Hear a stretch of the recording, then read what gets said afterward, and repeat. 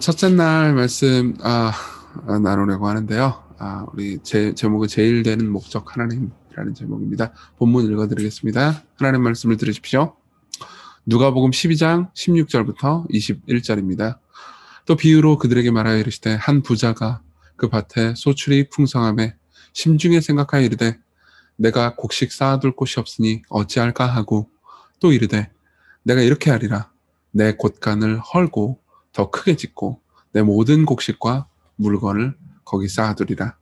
또 내가 내 영혼에게 이르되 영혼아 여러 해 쓸 물건을 많이 쌓아두었으니 평안히 쉬고 먹고 마시고 즐거워하자 하리라 하되 하나님은 이르시되 어리석은 자여 오늘 밤에 네 영혼을 도로 찾으리니 그러면 네 준비한 것이 누구의 것이 되겠느냐 하셨으니 자기를 위하여 재물을 쌓아두고 하나님께 대하여 부여하지 못한 자가 이와 같으니라.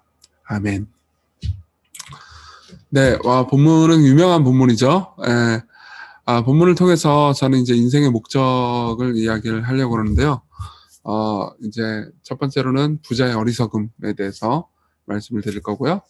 그리고 두 번째로는 어리석음에서 벗어나는 지혜에 대해서 말씀을 드리려고 합니다. 우리가 이 본문을 볼 때, 그러니까 이제 이 본문에서 간단하게 좀 이제 설명을 해주자면 예수께서 드신 비유예요. 그러면서 이제 한 부자가 이제 돈을 많이 벌었습니다. 그래서 생각을 해보니까는 너무 이 곡식 쌓아둘 곳이 없을 정도로 돈을 많이 번 거예요. 그래가지고 이제 곳간을 헐고 더 크게 짓겠다. 그래가지고 이제 창고를 더 넓히고 그리고 지금까지 했던 사업을 잘 정리해가지고 이제 이렇게 많이 돈을 벌었으니까 근데 평생 먹고 살 거, 뭐 자손들까지 먹고 살 거 다 했으니까는 이제 평안하게 쉬고 먹고 마시고 즐거워하자. 근데 하나님께서 이제 어리석다. 그러면서 오늘 밤에 내가 네 영혼을 찾겠다. 네 준비한 것이 누구의 것이 되겠느냐. 이렇게 말씀을 하시고 예수께서 21절 자기를 위하여 재물을 쌓아두고 하나님께 대하여 부여치 못한 자가 이와 같다. 이렇게 정리를 하시는 그런 장면입니다. 이걸 통해서 이제 첫 번째로 우리가 부자의 어리석음을 생각을 해볼 필요가 있을 것 같아요. 부자의 어리석음은 세 가지로 우리가 생각을 해볼 수 있습니다. 첫 번째로는 이제 그는 평안을 돈에서 찾으려고 하죠. 이 12장 19절에 보면은 내가 내 영혼에게 이르되 영혼아 여러 해 쓸 물건을 많이 쌓아두었으니 평안히 쉬고 먹고 마시고 즐거워하자 하리라 하되. 여러분 보세요. 여기서 이제 부자의 진정한 목적이 나옵니다. 이 이야기를 얼핏 보면은 돈 얘기인 것처럼 보여요. 그래서 돈 많이 벌려고 하지 마라 이런 식으로 예수님께서 말씀하시는 것처럼 보이지만 궁극적으로는 그게 아닙니다. 사실 이 부자가 돈을 원한 거는요. 돈 때문에 돈을 원한 건 아니에요. 우리가 돈을 원하는 이유는 굉장히 다양합니다. 여러분 우리는 쉽게 돈이 우상이다 이렇게 생각하기 쉽잖아요. 그렇지만 왜 돈을 이렇게 많이 쌓아두려고 하느냐? 왜 나는 진짜 좀 이 돈 좀 더 많았으면 좋겠다, 더 있었으면 좋겠다 이런 식으로 왜 생각하느냐? 그럼 이유는 사람들마다 조금씩 달라요. 어떤 사람은요, 내가 돈이 많이 있었으면 좋겠어. 돈으로 더 많은 사람들을 부려서 내가 하기 싫은 일들 다 맡기고 돈으로 더 많은 사람들을 조종할 수 있었으면 좋겠어. 내가 더 권력을 얻는데 돈이 필요하니까 돈이 있었으면 좋겠어. 그럼 이 사람은요, 돈이 궁극적인 우상이 아니고요, 권력이 궁극적인 우상이죠. 근데 사실은 이제 이 궁극적인 우상이 어떤 사람 같은 경우에는 여기 부자가 이제 그런데요. 어떤 사람 같은 경우에는 돈이 궁극적인 우상이라기보다는 이제 이 돈을 통해서 이제 평안을 얻고자 하는 게 궁극적인 우상인 경우가 많이 있습니다. 그러니까 예를 들면 지금 여기도 우리도 보통 많이 그렇죠. 그죠? 예를 들면 여러분들이 나 이제 빌딩 한 채 한 채만 있었으면 좋겠다. 그 이유가 뭐예요? 내 일 좀 그만하고 일 때문에 겪는 스트레스 좀 그만 겪고 좀 이제 이렇게 좀 편안하게 쉬면서 나 하고 싶은 거 좀 하고 편안하게 놀고 싶다. 이 지금 일하면서 맨날 직장 상사한테 치이고 출근하고 이거 특세 끝나고도 출근하러 나가야 되는데 이거 너무 싫다. 그러면서 나는 진짜 평안하고 싶다. 그래서 돈이 있었으면 좋겠다. 이렇게 생각하는 분들도 되게 많이 있을 거예요. 그 경우에는 자기가 바라는 진정한 우상은 돈이 아닙니다. 돈을 통해서 얻고 싶어하는 평안이죠. 부자도 그랬던 것 같아요. 부자도 이렇게 막 같아서 뭐 일을 하고 뭐 어쩌고저쩌고 하는 거 너무 힘든 거 피곤한 거예요. 뭐 여기 보면요, 부자가 악한 일을 저질렀다거나 혹은 뭐 누구를 착취했다 이런 얘기가 전혀 없습니다. 이 부자는 굉장히 착한 사람일지도 몰라요. 그리고 굉장히 성실하게 일한 사람일 수도 있습니다. 아마도 그랬을 겁니다. 그렇지만 지금 여기서 예수님께서 부자가 어리석다라고 말하는 것은 부자가 나쁘다라기보다는 어리석다는 거죠. 그러니까 네가 평안을 위해서 돈을 쌓아고 놓고 하긴 하는데 이 돈이 너를 진정으로 평안하게 해줄 수 있겠느냐? 이렇게 얘기를 하는 거죠.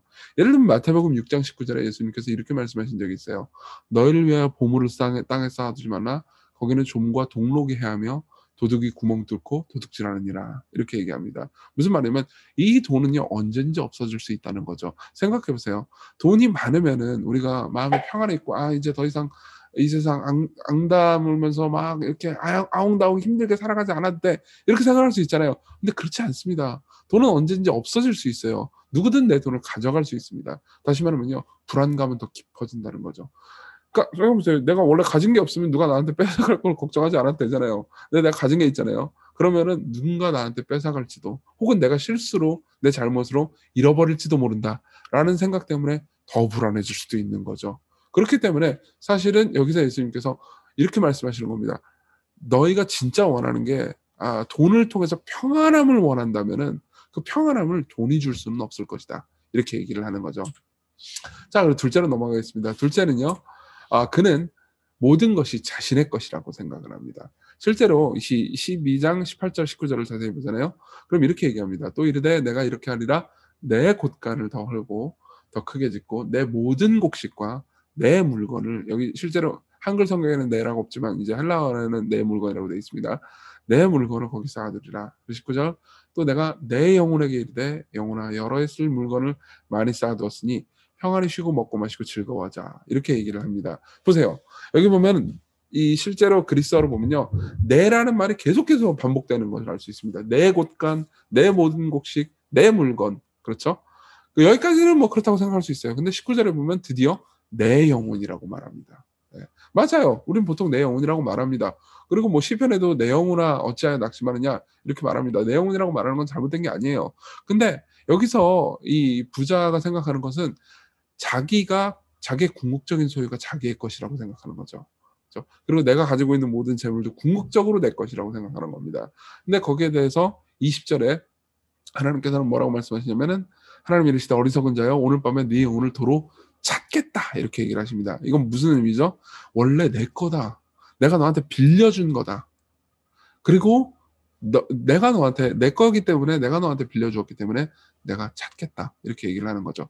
여기서 이제 이 예수께서 얘기하시는 것은 하나님이 이제 아무 때나 원하면 너 다 죽여버리겠다 이런 의미가 아니죠. 예.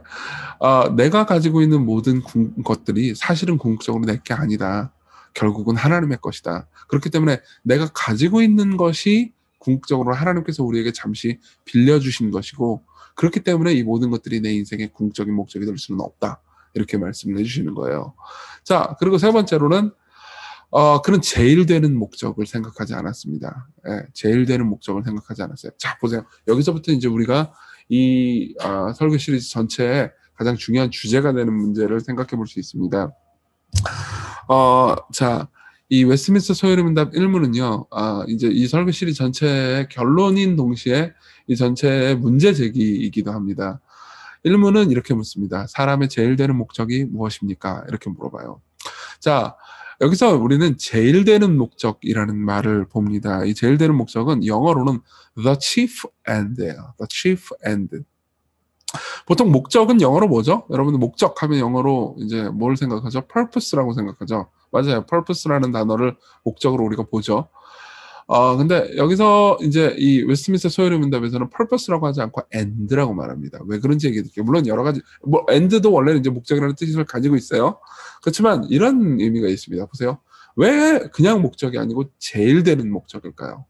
우리가 삶에서 가지고 있는 모든 목적들이 있잖아요. 목적들은 그보다 더 큰 목적을 위해서 기여하는 목적입니다. 말이 어려운가요? 예를 한번 들어보죠. 보세요. 저는 다이어트를 하고 있습니다. 여러분, 제가 다이어트를 하고 있어요. 기쁘지 모르겠어요. 여러분들한테 기쁠 건 아니죠. 제 가족들한테는 기쁜 일입니다. 근데 이제 제가 다이어트를 해서 이제 좀 꽤 뺐습니다, 여러분. 그래서 뭐 넥타이도 메고 다니고 그러고 있지 않습니까? 저 살 빠졌다고 자랑하고 있는 거예요, 여러분. 어쨌든, 네, 감사합니다. 근데, 이제, 지금 제가 왜 다이어트를 할까요? 뭐, 다이어트를 하는데 이유가 목적이 여러 가지 있을 수 있지 않습니까? 뭐, 이렇게 더 이제 내가 막 잘생겨 보이는 게 목적일 수도 있고요. 그렇죠? 뭐, 최고의 성형은 다이어트래잖아요. 근데 뭐 그런 게 있을 수 있지만 제 궁극적인 목적은 그거보다 더 큰 목적은 뭘까요? 건강이겠죠. 이제 와서 누구한테 잘 보이면, 물론 제 와이프한테 잘 보여야 되지만, 어쨌든, 뭐, 이렇게 지금 평상시에 뭐 제가 미용을 이렇게 관심 있는 사람이었다면 이거보다 좀 더 뭐 얼굴에 바르기도 다니고 그랬겠죠. 근데 그러지 않고 살잖아요. 그 미용이 목적을 갖지 않잖아요. 건강이 목적이겠죠. 그렇죠. 이게 조금만 더 살아야겠다. 그래서 인태는 채우고 죽어야지. 그리고 병 들어가지고 이제 가족들 이렇게 짐 지우지 말아야지. 이런 생각이겠죠. 근데 제가 생각해 보십시오. 자, 건강이 더 상위 목적이죠. 그리고 이 건강을 성취하기 위해서 다이어트라는 하위 목적이 있는 거죠. 제가 왜 다이어트를 하는 겁니까? 건강을 위해서요. 근데 만일 무리하게 다이어트를 하다가 건강을 해쳤다고 합시다. 예. 다이어트 하기 전보다 건강이 더 나빠졌어요. 그럼 어떻게 된 거죠? 저는 바보 같은 짓을 한 겁니다. 하위의 목적을 성취하는데 상위의 목적을 생각하지 않고 하위의 목적만 바라보다가 결국은 궁극적인 목적을 해치는 거죠. 그렇죠? 예컨대 제가 제 아내한테 잘 보이기 위해서 다이어트를 했다고 합시다. 근데 그럴 리는 없겠지만 아내가 제가 살 빠진 저를 보면서 아니 나는 뚱뚱한 당신이 더 좋은데 왜 살을 뺐어? 그러면 역시 마찬가지겠죠? 뭐 그럴 리는 없겠지만 저는 상위의 목적을 실패한 거죠. 하위의 목적을 성취를 하려다가 그렇죠? 우리 인생이 그런 일들이 정말 많습니다. 예를 들면요, 우리는요 이런 경우에 내가 왜 살았나? 난 도대체 뭘 위해서 이렇게 했나? 이런 생각을 하게 됩니다. 뭐 취직 진로의 문제 앞에서 고민을 느끼고 때로는 실패할 때, 그래서 막 열심히 취직을 해가지고 막 어떻게 해야 되나? 막 대학교를 졸업을 했는데 뭐 예를 들면 내가 대학교를 어떤 학과를 들어가가지고 열심히 공부를 했어요. 그리고 졸업을 했는데 취직이 잘 안 돼. 나 이 공부가 너무 즐겁다고 생각했는데 즐거워가지고 이렇게 했는데 결국 졸업하고 나서 보니까는 취직도 안 되고 도대체 나는 이 공부를 왜 한 거지? 그렇죠? 그러면 항상 우리는 상의 목적을 생각하면서 고민하게 되는 겁니다. 그렇죠? 그리고 결혼, 승진, 자녀 양육 등의 문제에서 갈등하거나 괴로워할 때, 인생의 전환기 때, 그렇죠? 사실 뭐 그런 경우 저는 흔히 봤는데요. 열심히 공부하고 막 박사과정까지 공부하고 막 무슨 취직도 아주 좋은데 하고 했는데 사실 이렇게 막 성공 가도를 달려왔는데 아직 결혼을 못했어요. 그리고 나이가 꽤 들었습니다. 그러다가 내가 진짜 바라는 삶은 이런 게 아니었는데 정말 소박한 삶이었는데 내가 사실 원치도 않은 거를 이렇게 줬다가 그냥 일찍 결혼이나 해가지고 그냥 가정을 꾸리면서 사는 내 친구가 너무 부러운데 난 도대체 왜 이 모든 것을 위해서 열심히 살았나? 내가 왜 그렇게 밤새면서 공부하고 밤새면서 좋은 직장을 가지기 위해서 노력했나? 이런 식으로 생각을 하게 되죠. 그리고 뭐 취직을 했어요. 그래가지고 좋은 직장 취직했다. 나 이제 마음에 든다. 이제 돈도 번다. 했는데 직업과 재능이 맞지 않아서요. 그래서 날마다 자신이 부적격이라는 생각이 들 때. 그리고 뭐 이제 우리 교회에서는 그렇게 많지는 않지만 자식을 다 킨 후에 인생의 다음 단계 공백을 메꾸는 일이 무엇인지 생각할 때, 예. 그리고 성공을 거둔 중년의 경우 자신의 책임과 다음 단계가 고민될 때, 그리고 이제 건강의 적신호, 예. 건강이 아플 때 내가 열심히 노력해서 살았는데 실제로 남은 거는 초라한 그리고 병든 자신의 육체를 대면할 때, 그리고 결혼 관계가 어려워질 때, 예. 뭐 결혼하고 나서 예를 들면 열심히 일했는데 중년 가장 중에서 그런 경우가 많죠. 열심히 일했는데 결국은 남은 거는 가족들이 날 다 싫어해요. 그리고 주변 사람들의 죽음을 볼 때 우리는요, 나는 왜 살아왔는가? 나는 도대체 무슨 목적을 위해서 살아왔는가를 고민하게 되죠. 이게 바로 이 삶에서 그러니까 다음 스텝, 그러니까 더 큰 목적을 생각하지 못하고 산 사람이 겪는 고통입니다. 그 부자도 마찬가지인 거죠.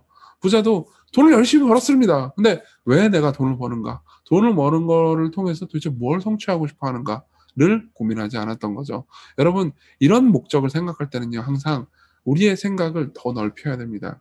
우리가 마치 예를 들면은 대학 입시에 합격해가지고 내 좋은 대학 가면 정말 행복할 거야라고 생각하는 젊은 이 청소년을 보세요. 그러면 우리는 보통 이런 식으로 생각하게 됩니다. 나이를 좀 더 먹고 살면 좋은 대학 가는 게 인생의 끝이 아니란다. 이런 생각이 들잖아요. 그렇죠? 근데 그때는 그런 생각이 안 들어요. 그때는 그냥 제한된 짧은 목표밖에 내 인생이 마치 21살, 22살, 23살이 되면 끝날 것처럼 생각하고 살아가잖아요. 근데 여러분, 우리 모든 사람들의 인생은요, 영원에 이릅니다. 우리는 영원히 존재하는 존재예요. 그렇기 때문에 한편으로 위대한 존재죠. 근데 우리가 삶을요, 우리 인생에 그냥 당장 앞에 있는 스텝만 생각하면서 살잖아요. 그럼 우린 chief end, 맨 마지막 목적, 모든 목적들의 최종 목적이 되어야 하는 그 목적을 생각하지 않고 살아가게 됩니다. 그리고 우리 중 대부분은요, 마치 이 지금 바로 앞에 있는 목적만 목적이라고 생각하고 맨 마지막 목적을 생각하지 않고 살아가는 경우가 비일비재하죠. 특히 이런 연초 같은 때가 그럴 수 있습니다. 연초에 우리는 보통 이런 저런 것들을 계획을 하죠. 그리고 올해는 좀 어떻게 살아봐야겠다. 올해는 빨리 코로나 끝나고 뭐 이런저런 것들을 해봐야겠다라는 목적을 생각합니다. 저도 마찬가지예요. 아, 올해는 만약 코로나 끝나면 교회를 뭐 어떻게 하고 나는 목회를 어떻게 하고 무슨 책을 쓰고 어떻게 사람들을 섬기고 어떻게 사람들을 신방하고 교회를 어떻게 조직하고 이런 생각들을 하는데 그 모든 것들의 궁극적인 목적을 까먹을 때가 있습니다. 도대체 나는 왜 그 모든 것을 이루려고 하는가? 이 모든 것들을 이뤄서 도대체 내가 마지막 날 하나님 앞에 뭘 말하고 싶은 건가? 이런 식으로 고민을 하게 되는 거죠. 예.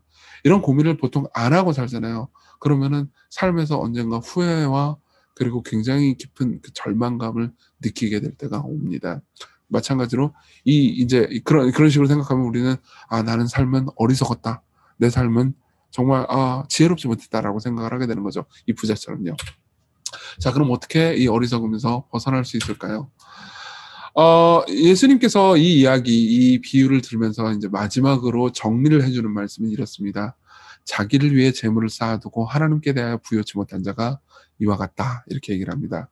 우리는 보통 이 본문을 보면서 이런 식으로 오해할 수 있습니다. 뭐냐면은 자기를 위하여 재물을 쌓아두고 하나님께 대하여 부여치 못한 자가 이와 같다. 이 말을 재물을 자기를 위해서 쌓아두지 말고 하나님을 위해서 쌓아둬라. 뭐 그러니까 재물을 쌓아둘 때 돈을 쓸 때 이렇게 자꾸 이렇게 자기를 위해서 자기 혼자 잘 먹고 잘 살기 위해서 돈 쌓아두려고 하지 말고 교회에다 갖다 바쳐라. 이런 식으로 이 본문을 간단하게 생각하기 쉽습니다. 근데 실제로 본문을요, 그리스어로 자세히 보잖아요. 그러면 이렇게 돼 있습니다. 자기를 위하여 재물을 쌓아두고 하나님을 향하여 하나님 안으로 부자가 아닌 사람이 이와 같으니라. 이런 말이에요. 이 말은 무슨 뜻이냐면요, 이런 겁니다. 자기를 위해서 돈을 쌓아두지 말고, 그러니까 돈으로 자기를 부유하게 하려고 하지 말고 하나님으로 부유하게 해라. 이런 겁니다. 이런 사람들은 돈으로만 자기를 부유하게 하려고 하지 하나님을 향해서 하나님으로 말미암아서 부유하려고 하지 않는다. 이렇게 예수께서 얘기하는 거죠. 그럼 우리에게 주는 명령은 뭐예요? 자기를 위해서 재물을 가지려고 하지 말고 하나님을 가지려고 해라. 너 자신을 위해서 재물로 너를 풍족하게 하려고 하지 말고 하나님을 가짐으로써 너를 풍족하게 해라. 이렇게 이야기를 하고 있는 겁니다. 이걸 생각하면 이 본문의 의미가 좀 더 깊이 다가올 수 있죠. 지금 예수님께서는 우리한테 이렇게 말씀하고 계시는 겁니다. 하나님은 진정한 평안은 줄 수 있다. 그렇지만 돈은 줄 수 없다. 이렇게 얘기하는 겁니다. 이 부자는 뭘 위해서 돈을 가지려고 했던 거예요? 평안을 위해서요. 예. 근데 돈은 누구든 우리한테 뺏어갈 수 있고요. 우리는 우리의 어리석음 때문에 돈을 잃을 수 있습니다. 그럼요. 돈으로 말미암아서 내가 평안하자 했지만 잃어버리면 나는 결국 더 큰 불안에 휩싸일 겁니다. 돈이 없었을 때보다요. 있다가 빼앗길 때, 있다가 없는 것이 상실감이 훨씬 크겠죠. 예컨대 저도 예를 들면 우리 교회가 막 성장하고 교회가 막 많아지고 막 사람들이 막 늘어나서 내가 거기서 뭔가 입지를 가지고 그것 때문에 내가 평안하다 한다면은 어떻게 될까요? 예. 예를 들면 교회가 막 사람들이 줄어들고 활력이 없어지고 힘들어지고 그럼 저는 평안을 완전히 잃어버리게 되겠죠. 그렇죠? 여러분들이 여기에 뭐 돈 말고 다른 것들을 대입해도 똑같습니다. 모든 좋은 것들을 대입해도 마찬가지예요. 그 모든 것들은 우리에게 진정한 평안을 줄 수 없습니다. 그렇죠? 예. 그렇지만 하나님은 여러분들에게 진정한 평안을 주실 수 있는데요. 하나님은 누구도 여러분들에게 하나님을 뺏어갈 수가 없어요. 심지어는 여러분들 자신도 하나님께서 그리스도 안에서 여러분들을 사랑하시는 것을 여러분들 자신이 거부하거나 끊어내거나 빼앗을 수 없다는 거죠. 그리고 또한 그분은요 모든 것의 주인이십니다. 우리는 아니에요. 이 부자는 어땠죠? 예, 이 돈이든 물건이든 심지어 자기 영혼마저도 자기 거라고 생각했잖아요. 그렇죠? 근데 여기서 보면요, 이 되게 재밌는 거예요. 지금 예수님의 결론은요, 네 돈이 네 거다가 아니고 내 거다 이런 식으로만 얘기하는 게 아니에요. 네 돈 내 거고 네 영혼도 내 거니까는 하여튼 네 거인 생각하지 마. 이런 식으로 이제 우리를 호통내는 게 아닙니다. 마지막에 뭐라고 그래요? 하나님께 대해서 부여할 수 있다. 너희는 하나님을 가질 수 있다. 이렇게 얘기하는 겁니다. 그러니까 이렇게 얘기하는 거예요. 마치 예수님께서는 네가 가지고 있는 모든 게 결국은 내 거다. 근데 너 소유만으로 만족하려고 하지 마라. 오히려 내가 더 좋은 길을 가르쳐 줄게. 네가 가지고 있는 거를 네 거라고 생각하기보다는 네가 나를 가질 수 있다고 상상해 보렴. 네가 나를 가질 수 있다. 나를 가진다면 네가 가지고 있는 것도 다 내 거고 모든 게 다 내 거기 때문에 네가 나를 가진다면 결국은 너는 모든 걸 가지게 된 것이다. 그러니까 지금 예수님께서는요, 더 비우고 덜 가져라. 그러면서 너희 만족을 자꾸 가지는 데서 가지지 말아라. 이렇게 얘기하는 게 아닙니다. 불교가 이렇게 얘기해요. 불교는 이렇게 얘기합니다. 소유를 가지지 마라. 안 가지는 게 옳다. 이렇게 얘기합니다. 그렇지만 기독교는 완전히 다르게 얘기합니다. 우리의 욕망이 너무 크기 때문에 문제가 된다고 얘기하지 않고 너무 작기 때문에 문제가 된다고 생각합니다. 우리는 겨우 기껏해야 돈 정도에서나 평안을 찾으려고 한다. 그렇지만 하나님께서는 더 좋은 걸 주실 수 있다. 하나님 자신, 우주의 왕, 전능자, 모든 것을 아시는 지혜자, 그분이 너의 것이 되려고 한다. 하나님께서는 자기 자신을 너에게 주려고 하는데 너희들은 겨우 돈 가지고 만족하려고 하느냐. 이게 예수님께서 우리에게 주시고 싶은 거죠. 그렇죠? 그분을 가진다면 우리는 모든 것을 가진 겁니다. 그렇죠? 그렇기 때문에 인생의 목적은 겨우 돈을 통해서 평안을 얻는 것이 될 수 없어요. 이 돈에 여러분들이 가지고 싶어하는 어떤 것이든 대입해도 마찬가지입니다. 인생의 평안은요, 오직 하나님으로부터만 얻을 수 있다는 거죠. 그래서 그분은요, 진정 인생의 최고의 목적이 되실 수 있습니다. 돈은 영원하지 않지만 그분은 영원합니다. 심지어 가족도 영원하지 않아요. 어떤 경우에는 결혼할 때 우리 영원히 사랑해 이렇게 얘기하는 경우도 있거든요. 그렇지만 실제로 결혼 서약을 보면요, 죽는 날까지의 사랑입니다. 왜 그럴까요? 결혼은요, 우리가 영원히 함께할 신랑, 영원히 함께할 배우자와 영원한 행복한 연합을 이루는 거에 대한 그림자일 뿐이에요. 그래서 존 파이퍼 목사님이 결혼에 대해서 쓴 좋은 책이 있거든요. 우리나라 말로는 결혼신학으로 번역이 됐어요. 근데 이 영어 원제는 뭔지 아세요? 영어 원제 되게 아름다운 원제입니다. This momentary marriage. 그죠? 발음이 너무 이상해서 잘 안 들리네. 이 찰나의 결혼. 이 결혼은 찰나의 결혼이에요. 잠시의 결혼인 겁니다. 진정한 결혼은 뭐예요? 예수 그리스도와 우리가 누리는 영원한 연합인 거죠. 우리 진정한 목적이 그분 안에 있습니다. 그건 뭘 의미하죠? 여러분, 이 땅에서 여러분들이 생각하는 작은 목적들 있잖아요. 그걸 실패해도 여러분들이 최고의 목적인 하나님을 추구한다면요, 여러분들의 인생은 결코 실패하지 않을 거라는 겁니다. 결코 여러분들의 인생은 실패하지 않을 겁니다. 여러분들은요, 지금 이런 식으로 생각할 수 있습니다. 내 인생이 어느까지 살아왔는데, 지금 뭐 20세, 혹은 30세, 혹은 40세, 뭐 혹은 그 이상 50세, 60세인데, 나는 이 부분은 실패한 것 같아. 나는 뭐 결혼은 실패한 것 같아. 돈을 가지는 건 실패한 것 같아. 사람들로부터 존경받는 가지는 건 실패한 것 같아. 어떤 건 실패한 것 같아. 그런 게 있을 겁니다. 내가 지금 대학원을 가가지고 어떤 식으로 내가 정말 학문적 성취를 하려고 그러는데 난 거기서 실패했어. 나는 공부를 못한다는 게, 혹은 뭐 내가 무슨 문제가 있다는 게 드러났어. 그러면 내 인생에서 내 목적은 이루는 게 실패했으니까 나는 뭔가 실패한 인생인 것 같아 라고 생각할 수 있잖아요. 맞아요. 누군가 어떤 영역에서든 그럴 겁니다. 그렇지만 여러분들은 궁극적으로 실패하지 않을 수 있습니다. 여러분들은 궁극적으로 성공할 수 있습니다. 여러분들은 궁극적인 인생의 목적을 완벽하게 성취할 수 있습니다. 그리고요, 이 목적은요, 우리의 노력으로 성취될 수 있는 게 아닙니다.